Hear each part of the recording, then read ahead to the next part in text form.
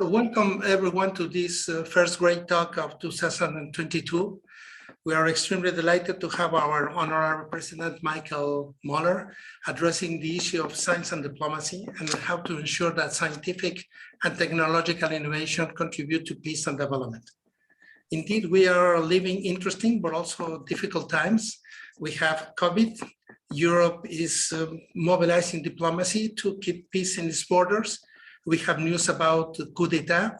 We have no consensus on if atomic energy is still green. And of course, complementarity between science and technology is more important than ever. In particular, since if anything has changed, future is not the same as it used to be. For baby boomers, the future was there and would be better than the past and the present. For millennials, future is not that clear. It is uncertain, but on the other hand, there is a feeling that we all have a saying and a responsibility in shaping the future. Thank you, Michael Møller, for shedding light on how to ensure that the tandem science and diplomacy contribute to a better future.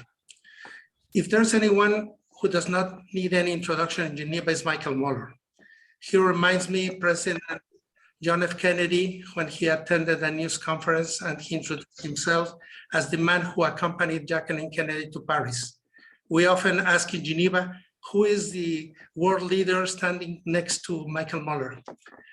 In any case, for all who will be watching this in China, in Asia, or in America later on, not in Geneva, Cécile Molinier, former UNDP director in Geneva, a member of our executive committee, has prepared a very short bio and of Michael Møller, and Manuela will start the session a few minutes after.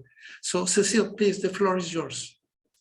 Thank you very much, Alejandro. Welcome, Michael. Welcome, everybody. It is a great pleasure to introduce you, Michael. I will do it in very few words, and a longer bio will be available on our website.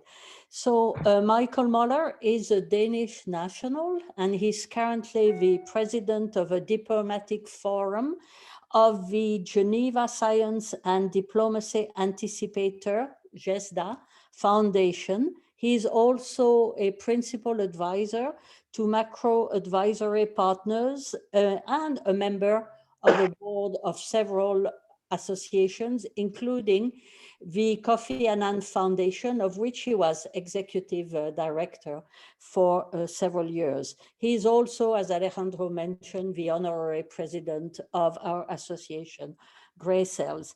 He is a former Under-Secretary General of the United Nations and was the 12th Director General of the United Nations Office in Geneva from 2013 to 2019. I will skip over your UN career, Michael, because it is very long and you've been in a number of places, but I must dwell on the numerous distinctions that you received. Thanks in recognition of your work to promote International Geneva and in particular to break down barriers between International Geneva and the City of Geneva and between the two banks of the RAD in Geneva.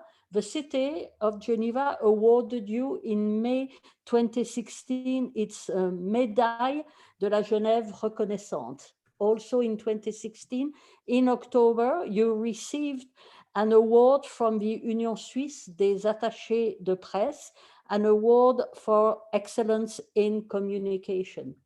The Fondation pour Genève awarded you its prize in March 2017 in recognition of your work in promoting International Geneva. The City of Geneva again awarded you its Bourgeoisie d'honneur in 2020, an exceptional title. And if that was not enough, on July 14th, a highly symbolic date for the French, on July 14th, 2021, the permanent representative of France to the United Nations vous a remis, because it sounds so much better in French, vous a remis les insignes, as we say, de la Légion d'honneur, to acknowledge your remarkable service to international community and multilateralism, among other achievements. I will stop here, but as I said, there's plenty more to be found on our website, and I will now pass the floor to Manuela. Thank you. Thank you, Cecile. Thank you very much, Cecile. So let's get started. The rules of the game are very, very simple. If you have any question, please write it in a few words, like a telegram that is not used anymore, in the column of the chat on the right part of the screen. And I will do my best to try to cluster them, or organize them in a rational way. And please, insofar as possible, close your mics, because it helps a lot the quality of the sound. Mr. Møller, I will give you immediately the floor for a presentation, and then we open the debate.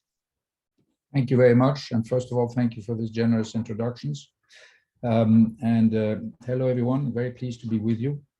I repeat my best wishes for the new year, both the one we started 1 January and the one we started yesterday. And I hope all is well. I hope that you are healthy and that you will remain so this year, in spite of, you know, the tendencies that we are living in. So the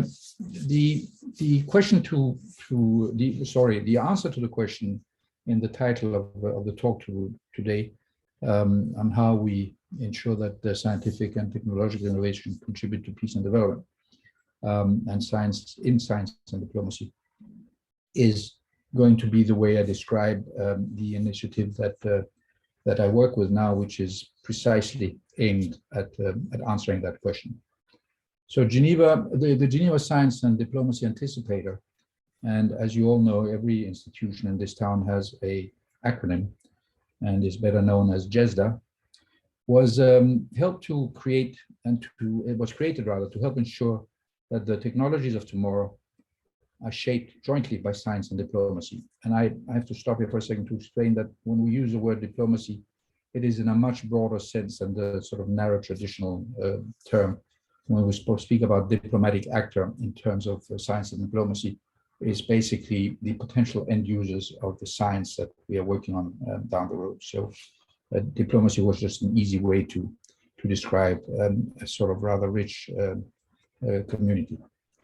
So these are going to be shaped jointly by science and diplomacy to maximize their benefit to humanity, and in doing so, to provide tangible proof that truly collaborative multilateral approaches to problem solving have the best chances of success. And we do so by anticipating the science of tomorrow and aligning it with the global needs of tomorrow. Anticipation, the central word in our title, will ensure better prevention and thus better and more impactful action. So I don't need to tell you that humanity is facing global challenges putting people and planet under stress. And at the same time, we are experiencing breakthrough science and technological discoveries at an unprecedented speed. Stuff is coming at us at warp speed, and all of us, that includes us individually, communities, organizations, states, have a very hard time, an increasingly hard time to adapt fast enough to keep up with the speed. The world's most advanced laboratories are already developing the future, in a sense, through their work on frontier science and technologies. And we're convinced that the world community cannot afford to miss this potential for well-being and inclusive development that these technologies may bring, especially for people currently living in less advanced, developing and emerging countries. GESDA's ambition is to help to do so by anticipating cutting-edge science and technology and translating those into effective tools for humanity. Now, let me speak a little bit about the structure and its genesis.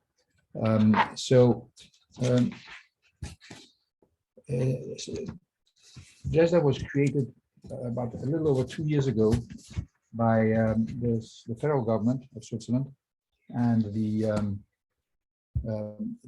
government Geneva, government and City of Geneva as a foundation. It's very rare that a government creates a foundation, certainly the Swiss government, but they did so fully understanding that for this kind of an initiative, we needed a sense of neutrality and a sense of space in which we could create something very new and very innovative without too much political interference.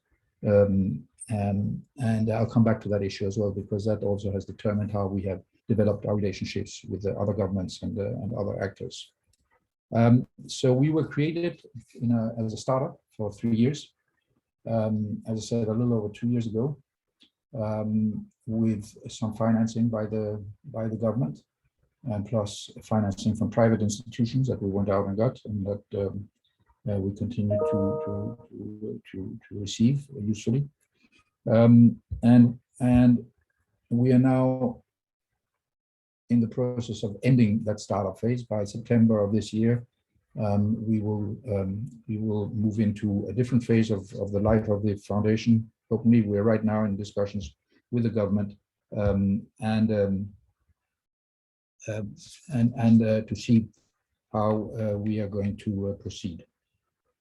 So it is a Swiss-based, Swiss-created, if you want, initiative, but with global ambitions. This is not, we're not working just for the benefit and the well-being of Switzerland and the Swiss, but for the globe, and for humanity as a whole. We do what the way that we work, and just to describe to you maybe a little bit the structure. It was created as a foundation. There is a chairman who is Mr. Brabeck Ledmate, who used to be the chairman and the CEO of Nestlé. The deputy chairman is Patrick Ebescher, who used to head EPFL and created EPFL, and who was part of the working group, which I also was part of, that suggested this initiative to the government. In fact, it's his sort of, if you want, intellectual idea that it came up with. And it's been created. We have three pillars. There is a academic scientific forum headed by the rectors of the current rector of EPFL, Martin Vettali, and co-headed by Joël Mézot, who is the head of the Technical University of Zurich. Myself as chair of the diplomacy forum, and we are also now in the process of creating what we call an impact fund or an impact forum that will have funds to co-finance solutions as we get to them in order to help them get to market as soon as possible. As I said, it's a global mission, it's a global ambition. The idea is fairly simple, to go out and scan what is happening in the universities and the laboratories of the world, identify the most promising sciences and technologies that are being worked on. We work in a time frame of 5, 10, and 25 years, so we are not really concerned by what's happening right now, and we're not engaging in discussions about how the science that we know already is going to be used to deal with problems of today. We're looking at making sure that we are as well equipped as possible to deal with the science of tomorrow.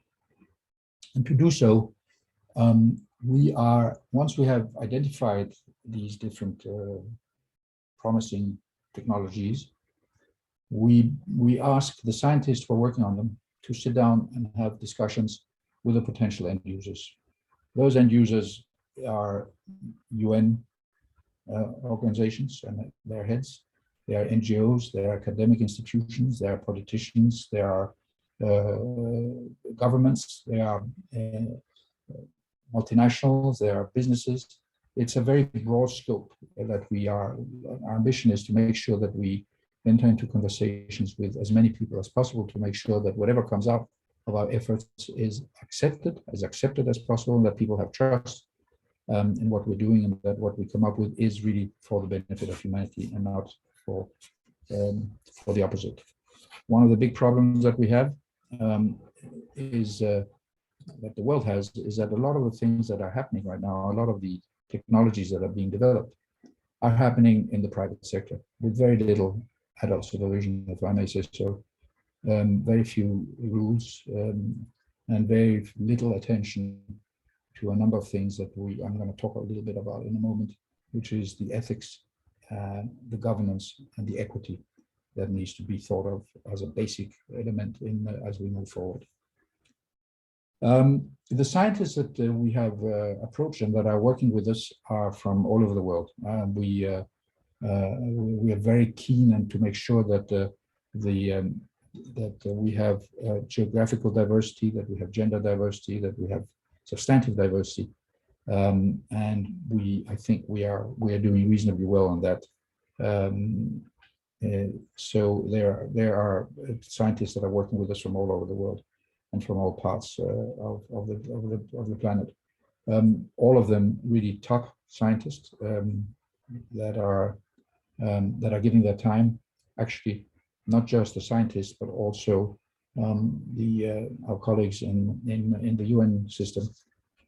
Just to open a parenthesis, another one, I have spoken to pretty much every head of every UN agency, not just in Geneva but across the globe, and not a single one of them said no to participate and to collaborate with us. Some of them, it's asymmetrical if you want, some of them much more actively and physically if you want in working groups and task forces, others where we keep a dialogue going, but all of them realizing that they will, when they look into their toolboxes for the future and try to figure out what they will need to make their jobs better and easier, they understand that what we potentially will be able to provide them with is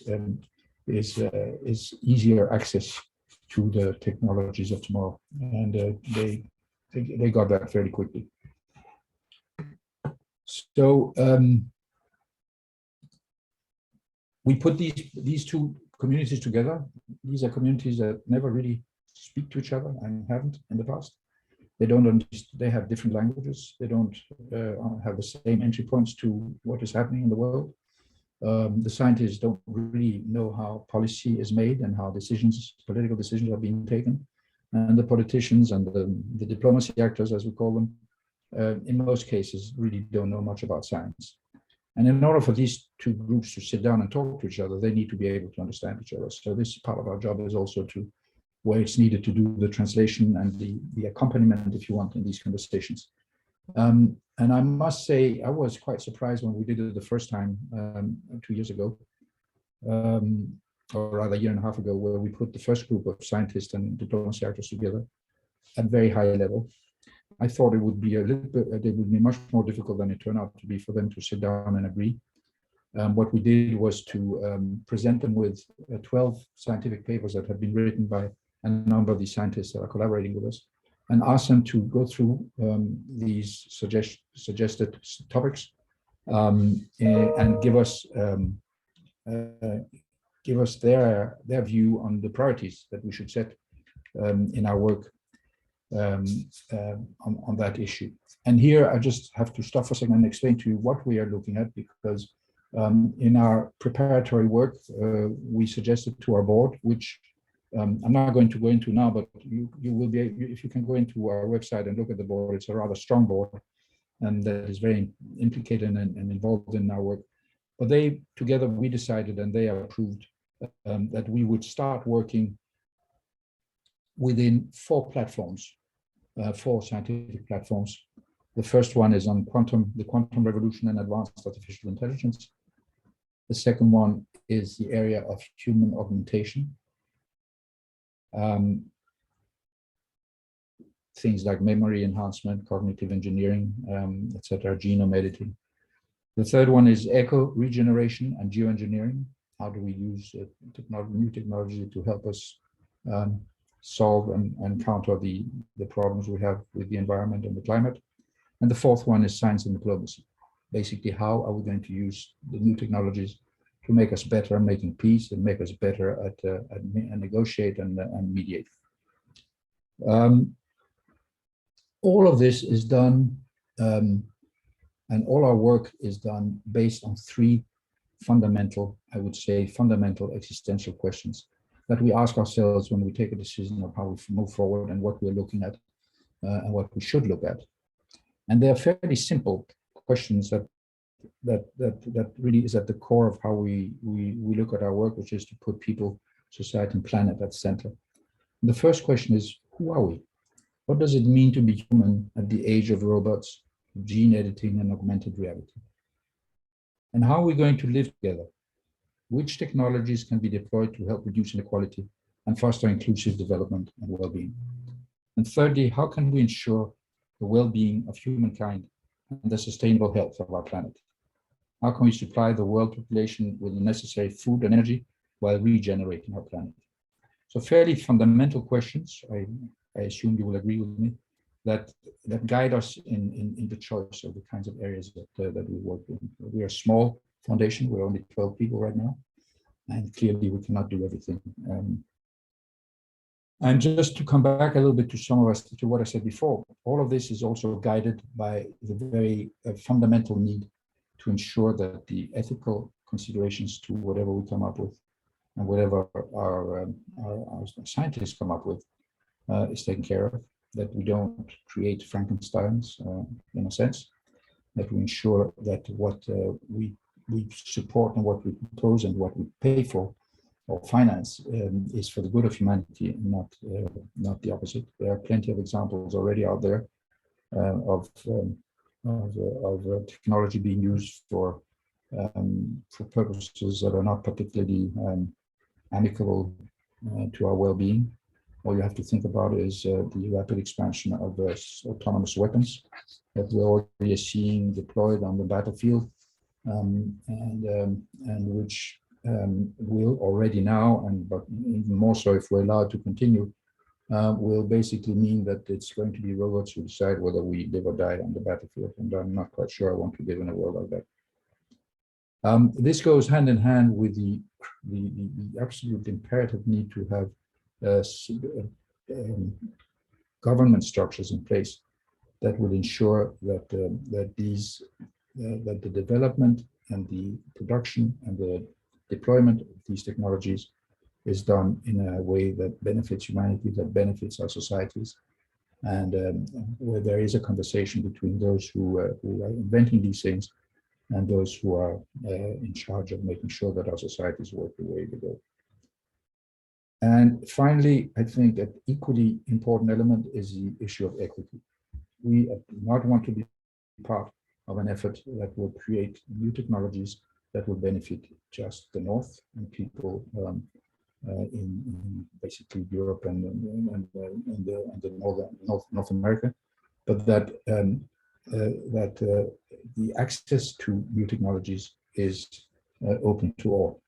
And here, of course, we inspire ourselves by the Universal Declaration of Human Rights, which very clearly in its Article 27 says that everyone has the right freely to participate in the cultural life of the community, to enjoy the arts, and to share in scientific advancements and its benefits. So that is one cornerstone of what we do, and the other one is clearly and obviously, as it has to be, the 2030 Agenda for Sustainable Development, and particularly its principle of leaving no one behind. So the 17 SDGs are very much built into what we do. And all of this, we also have this ambition that springs from the understanding that the scientific community, the global scientific community, is really probably the only community in this day and age that manages to collaborate across geographical divides and across political divides. And we would do well to learn from that and to leverage that. And our ambition is, as I have described how we work, is to, at the end of the day, if we're successful, to actually come up with a proof of concept of a new kind of multilateralism, one that is more collaborative, more integrated, less siloed, more networked, and more preventive. And if we manage to do that, then we will have done the good turn, and we will help. Our ambition is to help the world benefit faster from the advances of science and technology, and in doing so to contribute to inclusive development by reducing poverty and inequality and encouraging the development of emerging economies. And finally, one part of our work is also clearly to leverage Switzerland's and International Geneva centrality in this effort as the operational hub of the international system. So I mentioned already the leadership. I don't need to go into that, but you will be able to see that on our website. By the way, our website is jesda.global, not .com or org, but jesda.global. And that's where you will find most of what I've been telling you, maybe not in the same kind of detail. And you will also find there, what I will come around to in a moment, as I start describing a bit some of the products that we have already come up with. So, as I said, we are anticipating what is coming out of the labs in the next 5, 10, 25 years. And then once we have them, we want to accelerate the development of tools for humanity by jointly building these concrete solutions to address our global challenges. So we think ourselves are both a think tank and a do tank. And the communities that we engage in our conversations and in our collaboration is broadly defined in three communities: the impact community, the science community, and the diplomacy community. So as I said, diplomacy means states, it means international organizations, it means politicians, diplomats, chief science officers, political think tanks, and the like.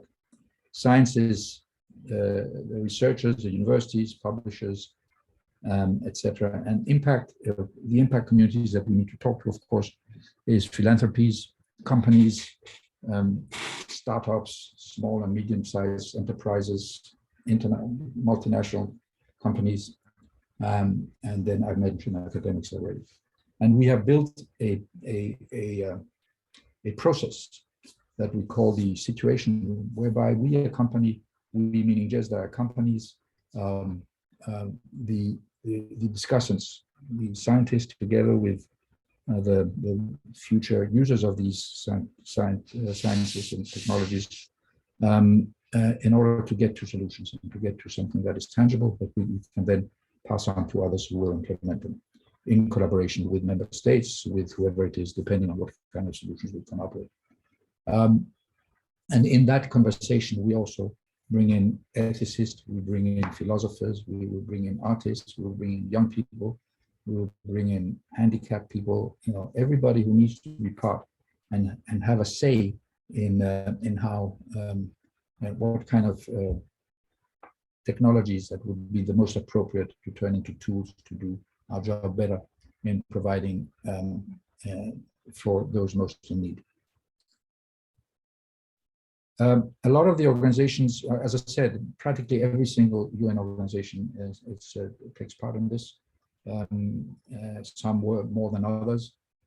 Some of the task forces that we have set up to go into deeper and dive deeper into the substance to make sure that we're really on the right track. Some of the heads of agencies are actually co-chairs of some of these task forces. I assume that some of them have never sat in a working group for the last 30 years, but they are now with great pleasure, in spite of the very heavy workloads that they have. And it's turned out to be a really incredibly rich conversations that are coming out of this joining together of the science and the policymakers. And we will continue with that as we move forward. So a couple of months ago, we had our first summit here in Geneva. This was the first time we actually went public with what we have done. And it turned out to be a really quite surprisingly big success, because people really didn't know what we were doing. They was hearing this word JESDA and nobody really knew. But this summit gave us the opportunity not just to talk about what we do and how we do it, but also to showcase some of the things that we have produced. One of the major products so far is one that I recommend to you, and that you can find on the website. You can also go directly to it. It's a document that's called the JESDA Science Breakthrough Radar. This is a document that is both online and we have it in print as well, that actually shows what is going to happen over the next 5, 10, 25 years in the 4 areas that I mentioned earlier. And here we have had the benefit of the collaboration of about almost 600 scientists from around the world who have actually given us in writing and have actually signed off to this document, how they see the development of science over these 5, 10, 25 years within the areas that we asked them to do so. I can tell you already now that some of it is really hair-raisingly scary, but all of it incredibly interesting and fascinating. But when you start reading about, and they've come out with 216 disruptive scientific potential, new scientific breakthroughs. It doesn't mean that this is the truth, and that's particularly if you look down the road 25 years, it's incredibly hard to have a very clear crystal ball. But the fact is that these are the experts in the different fields of this planet that have given us the best informed view on how these technologies are evolving. And of course, this becomes a very useful tool for a whole soup of people, certainly politicians, heads of universities, researchers, young people in schools, anybody. And it is an open source; everybody can read it. On our website, you will see that it is also interactive. You can ask questions, you can leave comments. It's very easy to navigate, actually, and to jump from one subject to the other. That can be found if you don't want to go and see the whole website. You can go directly to radar.gesta.global.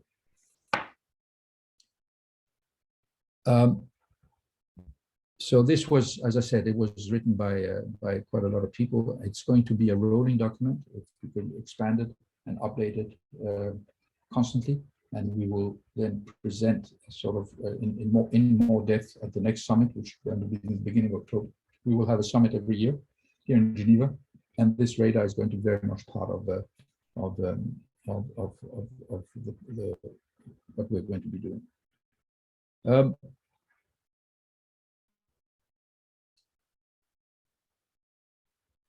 Let me just go through, I'm not going to go through too much about how we're doing, but just maybe talk to you about what another document that you may want to find there that is coming soon, which is the proceedings of that summit that I spoke to you about, and where you can, and online, you can go in and actually on our YouTube channel, see every single conversation and every single discussion that took place during the 3 days.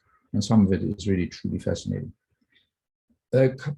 Some of the works that have come up to the surface, if you want, we have 8 working groups moving ahead at different speeds, but there are 3 of the subjects that have come up and where we are working a little bit more than others, and that will be part of what we are going to present in October. And that is the issue of quantum, and we are working on an open quantum initiative, and I'll come back to that in a second. We're looking at the evolution of neural rights. When you look at some of the science that is coming and that is already there, we need to figure out a way of ensuring that our rights in terms of when people start fiddling with your brain and with your memory and with who you are as a human being, that there is some really clear rules of the game on how this can move ahead and how this can be allowed to develop. And then we're looking also very much at decarbonization. How can we come up with some better ideas and some scientific breakthroughs that will help us decarbonize the world at speed? Because frankly, when you look at where we are now and the speed with which the current initiatives are going to are moving, it's simply not fast enough and not deep enough. So these are the 3 major issues that we're working on right now. That doesn't mean that we are setting the others aside, but it just means that this is where the work evolved much faster than others. One of the more sort of tangible things, if you want, that has happened is some of you may know of an initiative and an organization called the Xprize. It's a US-based, very wealthy organization that sets challenges in the technology for people across the globe to compete about coming up with the best solutions.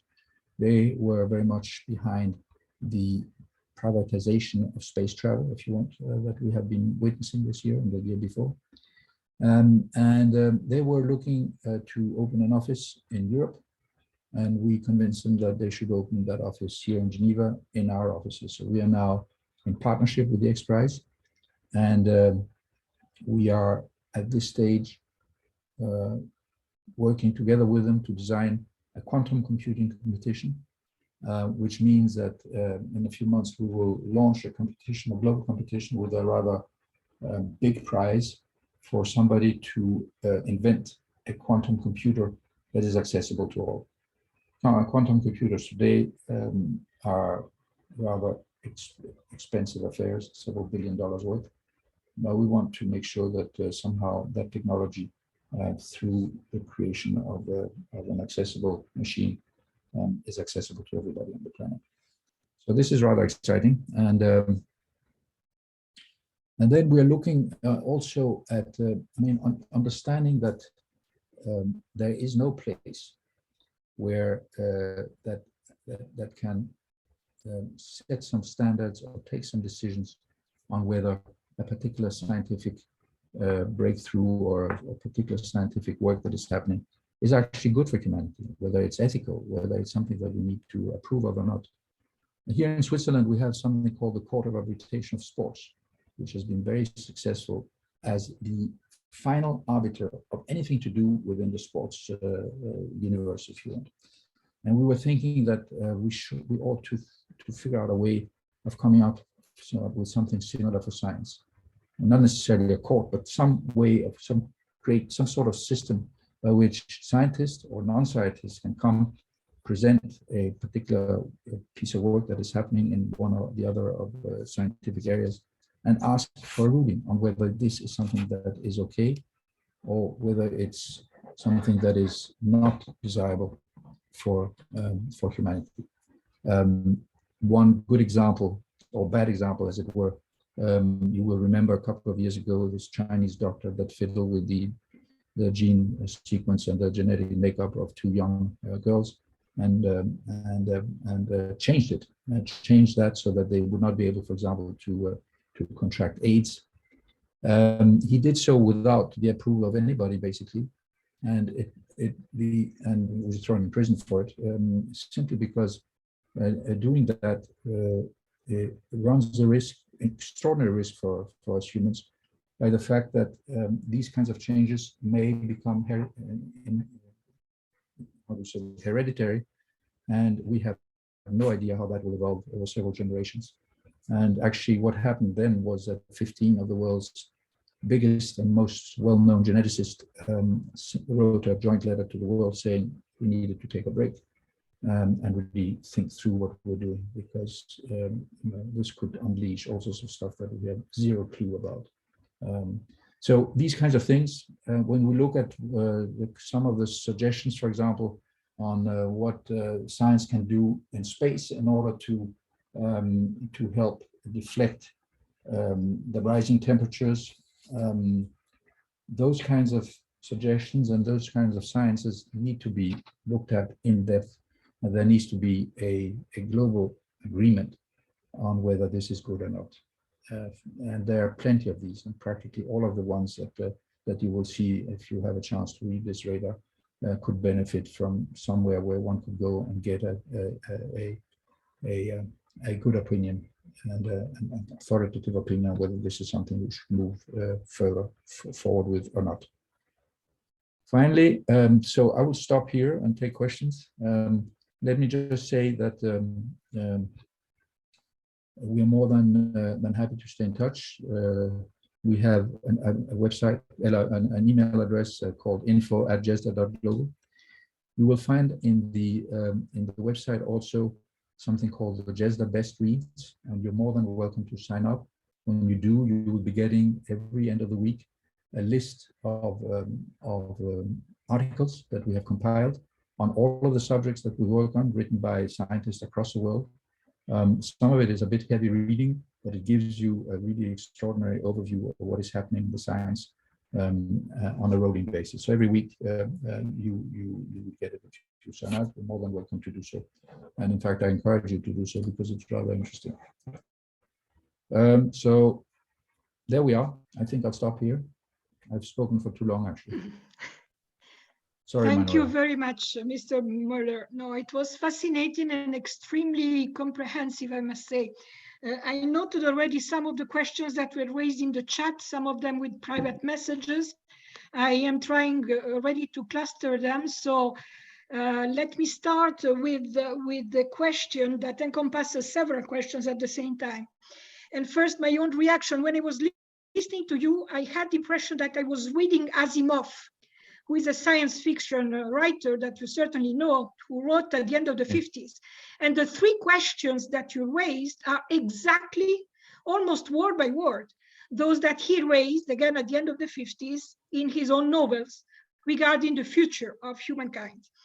And the questions, more or less, directly or indirectly, are related to the following: the ethical questions, the human rights issues, and everything revolves around the notion of public good. Can we ensure that the new technologies will become a national and even better, a global public good? You hinted to that minutes ago, particularly because, as John Burley mentioned in one of the questions, when intellectual property continued to be a model, a sort of scheme that is dominating everything that is being produced by the new technologies, by science. And this is related to a question that is also connected to the key word that you mentioned, the neutrality of GESDA. What sort of neutrality, what does it mean exactly in GESDA? If, again, intellectual property continues to be a model, and if at the same time, at the other end of the equation, you have problems related to human rights, informal sector, equity, development, access for everybody, and private interests. So all these contradictions form a cocktail which must be very complex. And then a second question, which is obviously the corollary of the previous one, is who influences who? Are the scientists influencing what you call the diplomats, that I would prefer personally to call the policymakers in the first place? Or is it the other way around? And should it be also the other way around, the policymakers and diplomats influencing the scientists to be better connected? So a two-way street, so to speak, so that there is not only one direction of the dialogue. And then finally, last but not least, regarding the impact of the work of GESDA, probably it is too early, but you mentioned the Agenda 2030, and 2030 is tomorrow. Are you planning to present some sort of impact already by 2030 related to the SDGs, or some sort of advancement report that shows the direction that GESDA is taking, that again encompasses the private interest together with the collective SDGs defined issues? Well, I know I'm touching on a lot of things. Let me stop you there. I will stop here as far as the questions are concerned. And then there is one that I would raise later by Raymond Sanner. Please, Mr. Møller. Yeah, that is quite a salad of questions you gave me there. Let me just start by the very specific one you raised about the two-way conversations. That is exactly what we're looking at. The whole point of putting together and bringing together on a continuous basis the scientists and the what we call the diplomatic actors, or I prefer to call them the potential end users of these sciences, is precisely that. Not just to hear what one and the other says, but to have a conversation and to jointly decide on what is going to move forward. One of the things that I've seen is one of the outcomes already that we're seeing now is a much greater understanding in the scientists that I talk to about the need to really incorporate in their thinking and what they're doing a clear knowledge of the societal impact, potential societal impact of their technologies. But equally important for me and for us is that we are asking the potential end users, whether they're governments or they're international organizations, etc. When you look into your toolbox, what do you think you're going to need in 5, 10, 25 years? What kind of tools, what kind of technology can you foresee you would like to have in order to do your job better? We go back to that to the scientists, and we start a conversation about what they can do about this, and maybe they can adapt some of the work they're doing or start on a new work stream, etc. So it's a continuous conversation that, and this is really the centrality of what GESDA is about, to make sure that we bring the science back to the policy setting table and to the decision-making table, and where that our policymakers understand what science is about. One of the things that we've done, and that we're in the process of elaborating together with the University of Zurich and the University of Geneva, is to create a curriculum for bilingualism. Bilingualism in terms of science language and diplomacy language, to ensure that each side understands each other to the extent, the greatest extent possible. And that's become, the prospect of that has become very popular. And we have lots of interest in both diplomats, policy setters, policymakers, etc., and scientists to sit down and have these conversations. And so we're working very much on that. The neutrality of GESDA is something that we are very keen to maintain to the extent possible. One of the things that we decided from very early on, at least in our startup phase, is that the only government we would take money from was the Swiss government, because they're our founders and they gave us a certain amount as a startup fee, and then we went out and found other monies from private foundations.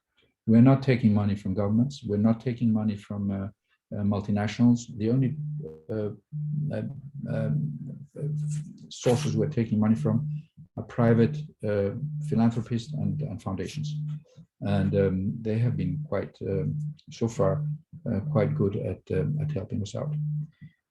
It's clear that we need to engage with governments, because at the end of the day, the solutions that we're going to come up with will have to be implemented in their countries and on the ground, which is where it matters, so that people can benefit from it.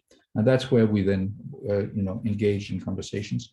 And we just started, just yesterday, I had a briefing of ambassadors here in Geneva to explain to them where we are, where we're going, and how we foresee that our conversations with them will continue. One of the interesting elements in these conversations with the representatives of governments, as they have happened over the past couple of years, because of course some of them came to see us directly, was invariably within 5 minutes of our conversations with them, where we explained what we're doing, they would tell us, we want one of those. We want a GESDA back home. So one of the things we're looking at now is to create what I call a GESDA in a box, where we assemble the how and the who, etc., and the mechanics of putting together these kinds of conversations between scientists and policymakers, so they themselves can go home and without reinventing wheels, can recreate these conversations among their scientists and their policymakers and policy settings. So neutrality, up to a point, of course. Some of the things that we're going to be doing, I assume one of these days we'll have some of the bigger countries that are not particularly interested in having people like us poking our nose into to these kinds of sciences, particularly when you look at the way that the cyber is managed. When you look at some of these the quantum computing things and the general artificial intelligence, these are considered by many countries as national security issues. But we will push as much as we can and make sure that the access to science is global and not just for the rich few, if I may say so. The intellectual property issues, of course, are a crucial thing. We are working. One of our partners is WIPO, where we are very clearly talking to them about how this is going to evolve. This is still conversations that need to be made, but obviously, when somebody invents something, they would like to have their intellectual property of that particular science or that particular technology maintained. But this is very much an issue that needs to be discussed, and where we have not yet, as I said, we're small. We are just coming out of our startup phase. I mentioned that briefly at the beginning. We are in the conversations with the government. They are going to take a decision over the next few weeks about our potential longevity. and our expectation is that they will decide this is a good thing, that we should need to continue, and that we need to continue for several years into the future, which will of course then change our ability to both plan properly, to fundraise, and to set the rules of the game and the roadmap for forward movement. So you mentioned public good, you mentioned ethics, you mentioned human rights. All of this is totally central to the way that we work. And interestingly enough, and I like that very much when it happened, in the first conversation that we had about 80 scientists and heads of agencies and other potential users, in which we had asked, as I said, for them to tell us the priorities of the 12 scientific fields that we needed to look at, which they did very quickly.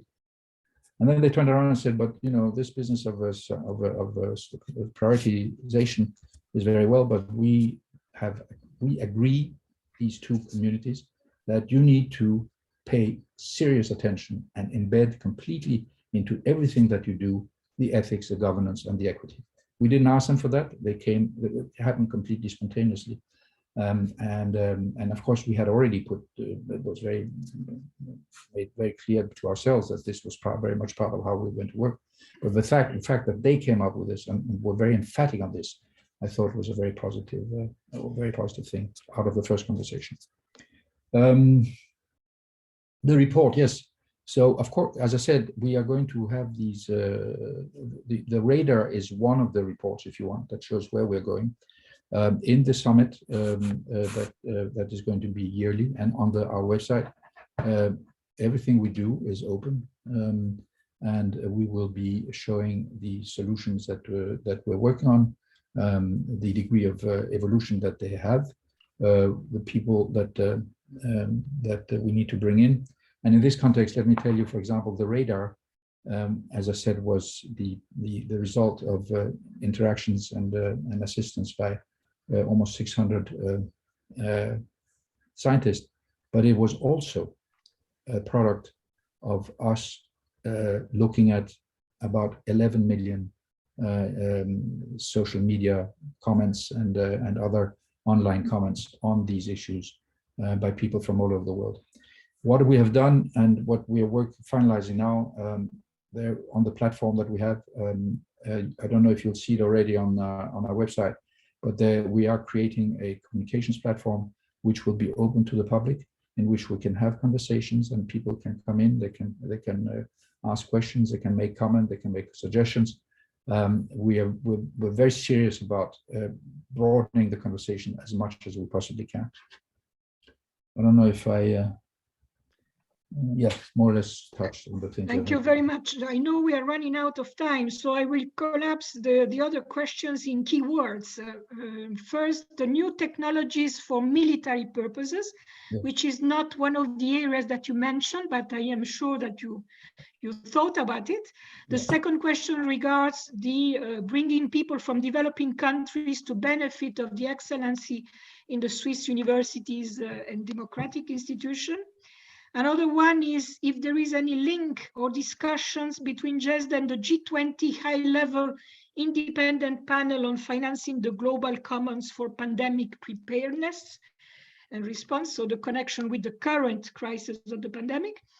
And then the final one concerning the neutrality of funding of research, or rather the funding for the real needs instead of the funding for certain research and certain goals. Yeah. Briefly, I know again, huge questions, but well, I'm sure you can manage. I'll be telegraphic. On new tech, military, of course, you know, a lot of the stuff that we're looking at and will be looking at have dual use. And we are seeing this already now. And a part of what I said before, where want to be very keen, we're very keen on making sure that whatever technologies we're working on and we're looking at and we're supporting is going to be technologies that are for the good of humanity and not the other way around. And clearly, as I mentioned, military technology already today is in some cases not particularly human friendly, if I should put it that way. And now, to the extent to which we will be able to influence the way these are used, the kind of rules of the game, of the use that we are going to push to be created, remains to be seen. We will see. It will, of course, be something that will get into the conversations once we engage much more closely with governments, and particularly some of the big governments that have advanced research on these issues.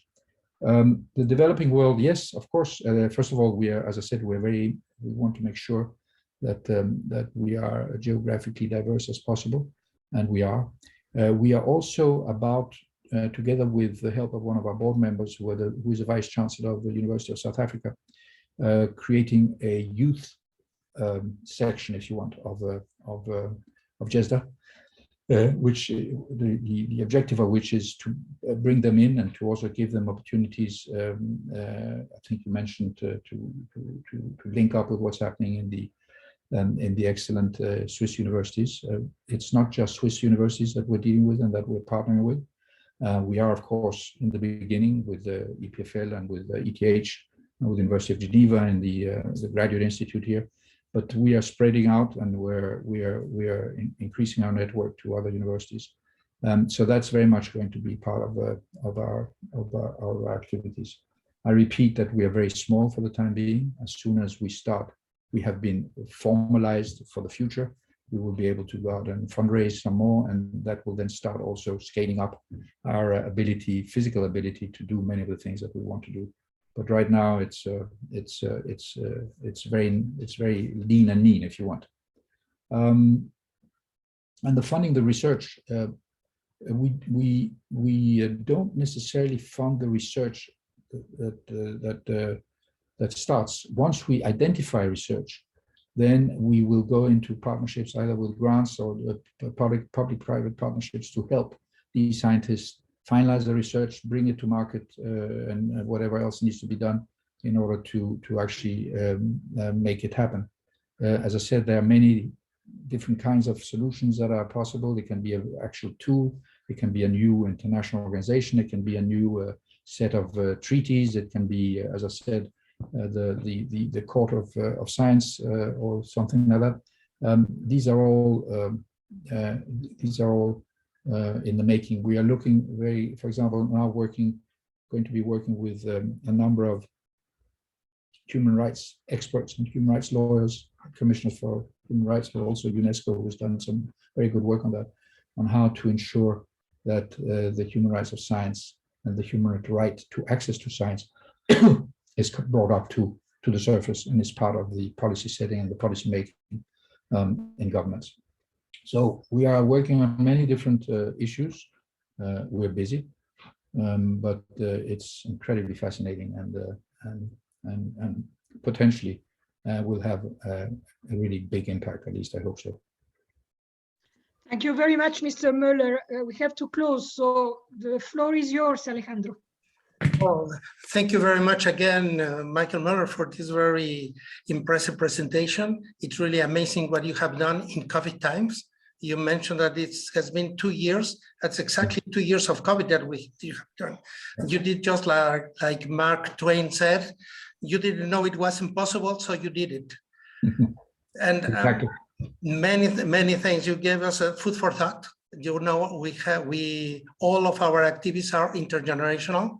So we'll make the link with the GESDA radar, with the GESDA proceedings and the GESDA articles for our activities with the youth and all our intergenerational activities. I'm sure that you will have impacts and questions in your site from our members and our partners.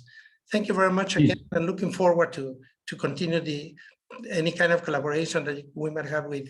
Let me finish on that. Your last point. I mean, first of all, thank you very much for having invited me. I hope you thought this was interesting and that it tickled your curiosity enough to go and read the things that I suggested. But I also wanted to suggest or ask or say that as you see what we're doing, and if some of you feel that you may want to volunteer your time to give us a hand now and then, I'd be more than happy to discuss that possibility, because as I said, we're very small. There's a lot of experience in Greycells, to put it mildly. If some of that can be put to good use to help us get to where we need to go, that would be very nice and very useful. Well, thank you very much. That's the cherry on top of your presentation. Thank you so much.